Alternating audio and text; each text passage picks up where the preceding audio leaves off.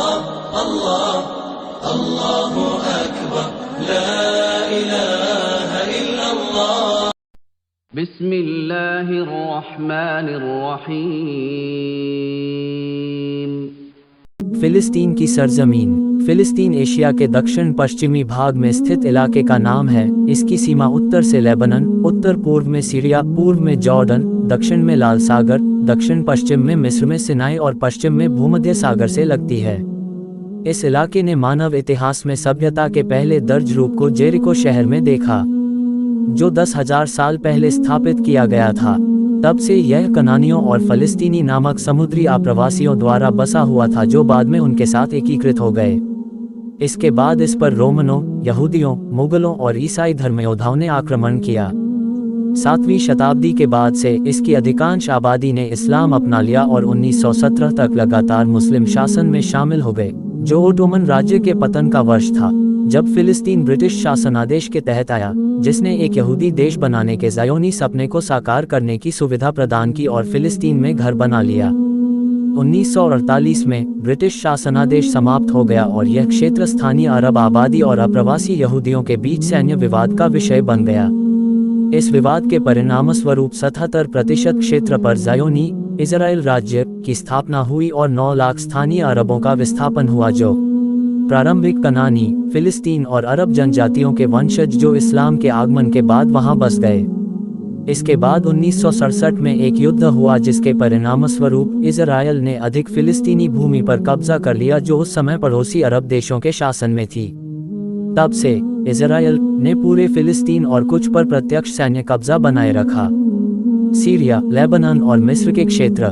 लेकिन इस कब्जे को लगातार नागरिक और सैन्य प्रतिरोध का सामना करना पड़ा, जिसने इस क्षेत्र को फोकस में ला दिया और समाचार और विश्व मीडिया में इसके लिए एक महत्वपूर्ण स्थान आरक्षित कर दिया। ये पुस्तक इस संघर्ष के सभी पहलुओं पर गौर करने का प्रयास करेगी और आपको फिलिस्तीन और उसके लोगों, ज़ायोनीवाद और ज़ायोनी राज्य और 80 साल से अधिक पुराने विवाद की जड़ों से परिचित कराएगी। फिलिस्तीन नाम कैसे पड़ा?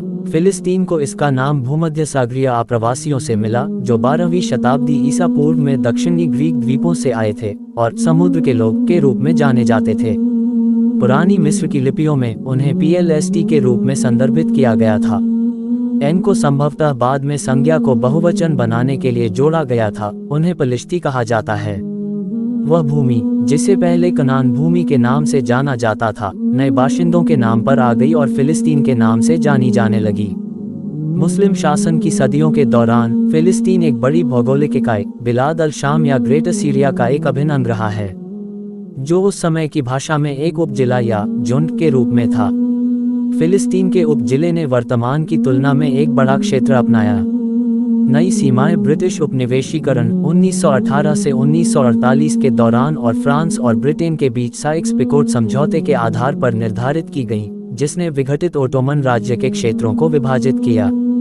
सीरिया और लेबनान के साथ अंतिम सीमाएं 1920 में फ्रेंको ब्रिटिश समझौते के बाद निर्धारित की गईं, जबकि ट्रांस जॉर्डन के साथ सीमाएं ब्रिटिश उच्चायुक्त द्वारा 1922 में तय की गईं और मिस्र के साथ सीमाएं 1908 में ओटोमन्स द्वारा निर्धारित की गईं और मिस्र के खेदिव तब से फिलिस्तीन में जॉर्डन नदी के पश्चिम, माउंट लेबनान के दक्षिण के क्षेत्र शामिल थे। जमीन और आबोहवा। फिलिस्तीन का कुल क्षेत्रफल 27,009 वर्ग किलोमीटर है, जिसमें 704 किलोमीटर पानी की सतह शामिल है, जो अलहुला झील, तिबरियास झील और मृत सागर के आधे हिस्से से बनी है। फिलिस्तीन को आमतौर पर 4 भौगोलिक क्षेत्रों में विभाजित किया गया है। 1. तटीय क्षेत्र। यह उत्तर से दक्षिण तक भूमध्य सागर के किनारे फैली एक समतल भूमि है। इसकी उच्चतम ऊंचाई समुद्र तल से 180 मीटर है। ये फिलिस्तीन के सबसे उपजाऊ क्षेत्रों में से एक है, क्योंकि यहाँ पूरे 4 मौसमों के साथ भूमध्य सागरीय जलवायु का आनंद मिलता है। ये फल और फूल उगाने के लिए आदर्श है, जिसके द्वारा इसे आज तक जाना जाता है। 2. पर्वतीय क्षेत्र। ये तटीय क्षेत्रों के पूर्व में स्थित है और इसके समानांतर खड़ा है। सबसे अधिक ऊंचाई उत्तरी फिलिस्तीन में माउंट अल जर्माक मेरोन में 1208 मीटर तक पहुंचती है। यह क्षेत्र आमतौर पर तटीय क्षेत्र की तुलना में ठंडा है, लेकिन फिर भी इसमें भूमध्य सागरीय जलवायु है। अपनी उबड़-खाबड़ स्थलाकृति के बावजूद यह क्षेत्र अनाज, फलियां, अंजीर, जैतून और अंगूर उगाने के लिए आदर्श है और पशुपालन के लिए व्यापक रूप से उपयोग किया जाता है। 3. अल गौर रिफ्ट वैली, इसे जॉर्डन घाटी के नाम से भी जाना जाता है क्योंकि जॉर्डन नदी इसे पूर्वी और पश्चिमी भागों में जॉर्डन और फिलिस्तीन में लगातार विभाजित करती है। अल गौर एक उपजाऊ भूमि है जो सब्जियां, फल और खजूर उगाने के लिए आदर्श है। ये घाटी सबसे निचला शुष्क बिंदु है। जमीन ये समुद्र तल से 395 मीटर नीचे उस बिंदु तक पहुंचता है जहां जॉर्डन नदी मृत सागर में गिरती है। इसके बाद घाटी दक्षिण की ओर लाल सागर तक जाती है, जिसकी कुल लंबाई 460 वर्ग किलोमीटर है। मृत सागर पृथ्वी पर सबसे खारा समुद्र है और इसमें किसी भी प्रकार का समुद्री जीवन नहीं है।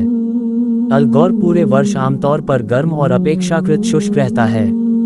4. रेगिस्तानी क्षेत्र, ये दक्षिणी फिलिस्तीन पर कब्जा करता है और इसे अल नकाब नेगेव रेगिस्तान के रूप में जाना जाता है और बीर अल सबे बीरशेबा इसका मुख्य नखलिस्तान है। अल नकाब फिलिस्तीन के लगभग आधे क्षेत्र पर कब्जा करता है। यह अल खलील, हेब्रोन पूर्व और गाजा पश्चिम के बीच के क्षेत्र को कवर करता है और लाल सागर के उत्तरी तट तक फैला हुआ है। अल नकाब कुछ हवा संचालित रेत और कुछ मृद्यान के साथ गर्म और शुष्क है। इस प्रकार फिलिस्तीन 4 अलग अलग जलवायु के साथ भौगोलिक रूप से अद्वितीय है। पृथ्वी पर सबसे निचला बिंदु और समुद्र तल से 1200 मीटर की ऊंचाई के पहाड़, झीलें और समुद्र, जिनमें से एक अपनी उच्चतम नमक सांद्रता के लिए जाना जाता है जिसने इसे समुद्री जीवन के बिना छोड़ दिया है। इन सभी सुविधाओं को जमीन के एक छोटे से टुकड़े में इकट्ठा किया गया है जो एशिया और अफ्रीका को जोड़ता है और इसमें 27,009 किलोमीटर से अधिक नहीं शामिल है। मुख्य शहर 8000 ईसा पूर्व में पहले शहर जेरिको की स्थापना के बाद से फिलिस्तीन अपने भौगोलिक क्षेत्रों तक फैली सभ्यताओं का केंद्र रहा है। अधिकांश सभ्यतागत गतिविधियां तट और पहाड़ों में और कुछ हद तक जॉर्डन घाटी में केंद्रित थीं और सबसे कम रेगिस्तान में थी जहां हजारों साल पहले बेडौन्स रहते थे। तट के मुख्य शहर याफा, जाफा, अक्का, एकड़, हाइफा, गाजा और इस्डोद हैं, जबकि पहाड़ी क्षेत्र के मुख्य शहर अल-कुद्स, यरूशलेम, अल खलील हैं।